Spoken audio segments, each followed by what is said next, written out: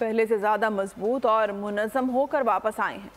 कराची ने एमक्यूएम के हक में अपना फैसला सुना दिया। खालिद मकबूल सिद्दीकी का कराची बाग़े जना में जलसे से खिताब। कहा, कराची की तरक्की पाकिस्तान की तरक्की के लिए ज़रूरी है।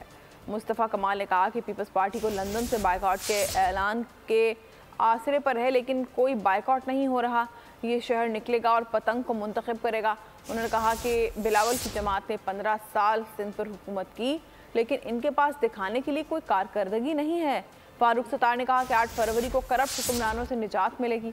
एमक्यूएम दुल्हन की तरह शहरी सिंध में वापस आ गई है। आज फतह का अक़्द हो गया है। 8 फरवरी को वलीमे की दावत होगी। आ गए हैं पहले से ज्यादा मुनज़्ज़म, पहले से ज्यादा मजबूत।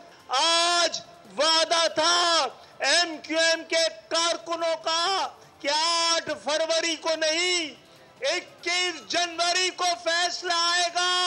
आज फैसले पे मोहर लग गई है और कराची ने आज अपना हक अदा कर दिया है। कराची की सलामती पाकिस्तान की सलामती की जमानत है। इन्होंने एक ही आसरा लगा रखा था कराची में कि लंदन से कोई बॉयकॉट करेगा तो कराची वाले वोट नहीं देंगे एमक्यूएम पाकिस्तान को और पीपल्स पार्टी वाले जीत जाएंगे। एक ही आसरा है। ये 15 सालों की हुक्मरानी के बाद ये नहीं बता पा रहे कि हमारे काम क्या है। बोलो 8 फरवरी को एमक्यूएम को वोट दोगे? इंशाल्लाह पतंग पे मोहर लगाओगे? इंशाल्लाह 8 फरवरी को करप्ट हुक्मरानों से हमेशा हमेशा के लिए जान छूटेगी। आज हम सब मिलकर एमक्यूएम पाकिस्तान को एक दुल्हन की तरह कराची वापस ले आए हैं।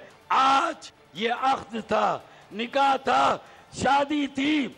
8 फरवरी को इंशाअल्लाह ताला वलीमा खाएंगे। सब्सक्राइब करें और बेल दबाएं ताकि कोई खबर रह न जाए।